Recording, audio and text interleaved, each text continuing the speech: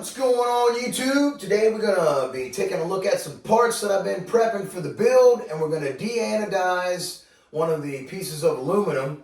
And I've kind of changed some things up on this build. I just want to go over that real quick. This is for a short little video, and then in the next video we're gonna actually start the build and get this thing put together. So let's go check the parts out. First step, you want to heat your water up, get it nice and warm. This is the part we're going to be doing the de-anodization on. We're going to be soaking it in this pot right here, and we're going to be using Drano crystals. This is nothing more than like lye, and it works really well. So you just sprinkle some in the pan over there, stir it up till it's all dissolved, drop the part in there, and watch the magic happen. So we're going to do that right after this water heats up. All right, we got the water heated up. Now we're gonna go ahead and dump some of this stuff in here. You know, you can be generous with it.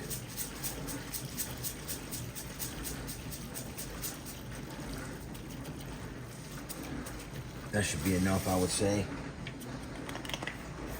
Might be a little too much, but it'll be all right.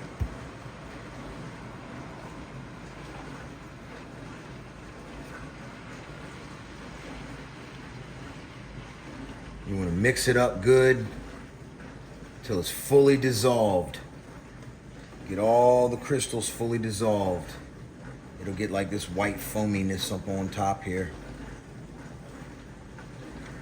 And we'll mix this up, get it dissolved, and we'll sit the part down in there and watch what happens. All right, you guys ready? Here we go. Into the de-anodization bath. And you don't want to touch this stuff, so I recommend hooking it like this with a piece of metal. I got me a fresh pot to rinse it over here, because you want to check it. Look at it, stripping it, turning the water into Kool-Aid, the death Kool-Aid.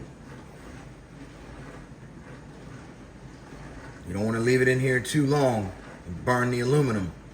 You just want to get her stripped. Look at it fizzing, boy. Oh yeah. Look at that. She's almost done.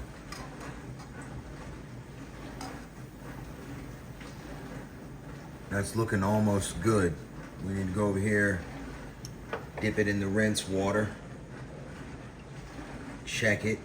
As you can see, there's a little bit left on the corner there, so back in the de-anodization bath.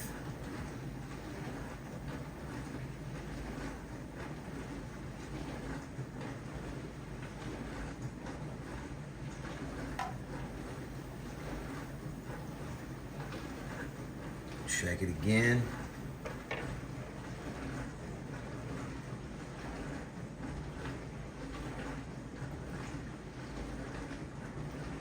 That's looking pretty good.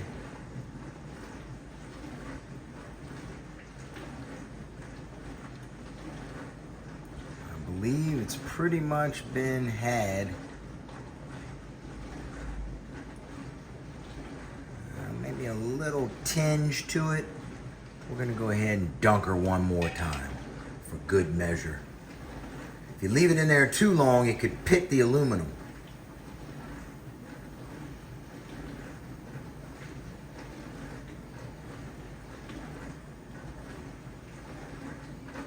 All right, I'm thinking that's good.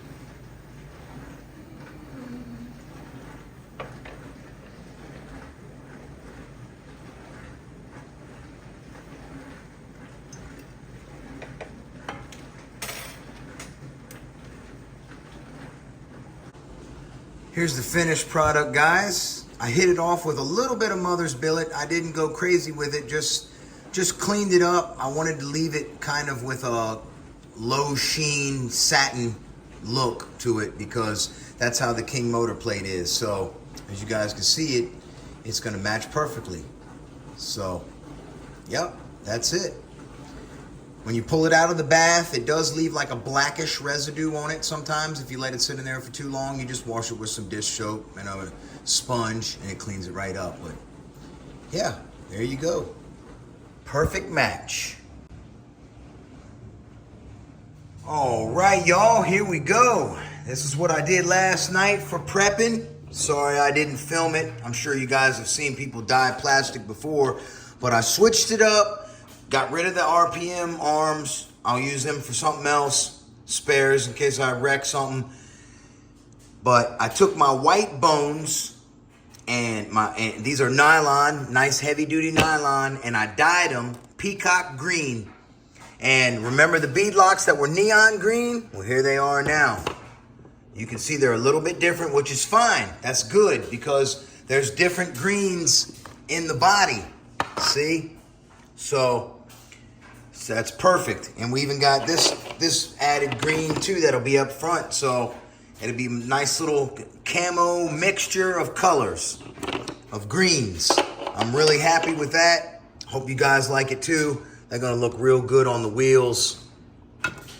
So that's what I've been doing, getting the stuff prepped. And brother Alan called me, TMR Performance. He called me and said, you know what, Jeff? Why don't you put the 50 TMR engine in this build and call your dad's build the 50 cal? And I said, man, that's a great idea. So what he said he's going to do for me is he's got an extra big dumper that Fearless RC Dan gave me. And it has a bigger stinger and a bigger expansion chamber, which is perfect for that 50 because the big dumper is too small. Alan just has to change the header flange on it for me so that it's a bigger flange, a thicker flange, and matches up this exhaust port back here. So we're going to have 50 cc's of power in here. Y'all want a little closer look at this engine? Look at that cylinder. Alan machined the cylinder so that it conformed to the head real nice. It's got the HDA 223 carb on there and Alan's little adapter that he made, intake adapter. So that'll be fun. And if you notice, I got 3 colors of paint here. I'm gonna strip this pull start and cover, and I'm gonna paint it camouflage colors right here like this. You know, let me get my fingers going like Vice Grip Garage. Yes, sir. So I got my clipless hinge pins came in, and these I stole from the 40. I got some more of them in the 40 car and got them straight squared away. But yeah, man, I'm super happy with the greens, the way it turned out. I'm going to be getting rid of these shocks, and I'm going to be using the 40 shocks, and the 40 is going to get something else. So in the next video, y'all, this thing, the chassis is going on the stand, and we're going to start putting this bad boy together.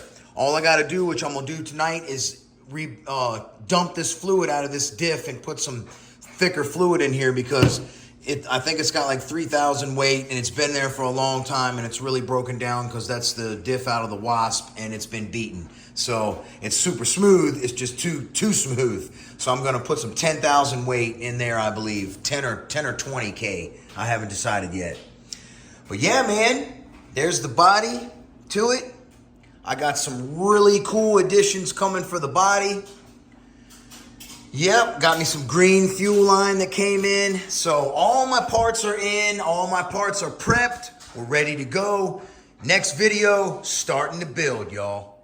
Here's the shocks, y'all, that I'm gonna be using for the military build that I'm stealing from the 40. They got functional piggybacks on them. See right there's the front. Those are the rear. So, yep, I'm going to be snagging those bad boys. And the 40 build will be getting some IRC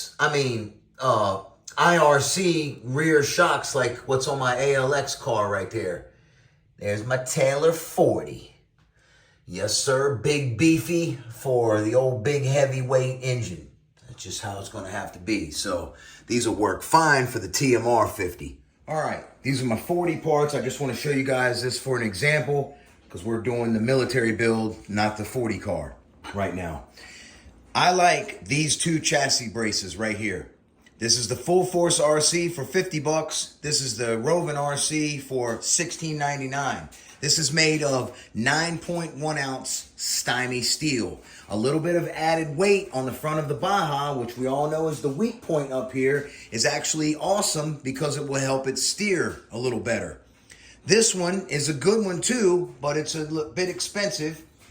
And the part number for this one from DDM is TR914. The part number for this one from Rovin is RV95152, okay? And I want to show you guys, look how nice it fits on the chassis. This is a Rovin chassis. Look at that.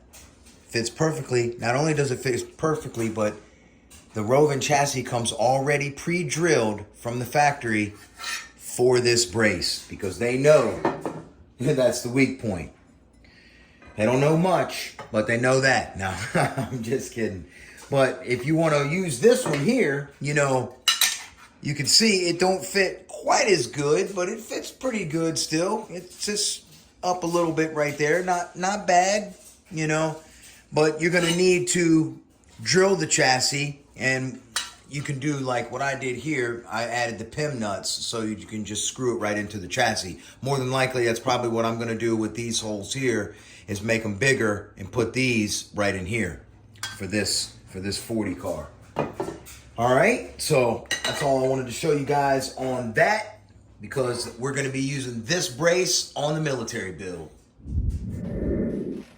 All right, y'all. Well, that's going to do it for today's video. The parts are all prepped now, and all I have to do is rebuild the diff, put some thick fluid in there. I think I'm going to go with like 10,000 weight fluid probably for the rear of the military build. And in the next video, we're going to actually get the chassis on the stand and start putting this bad boy together, all right? Y'all have a blessed one. I'll see you on the next one. Eastside RC is out.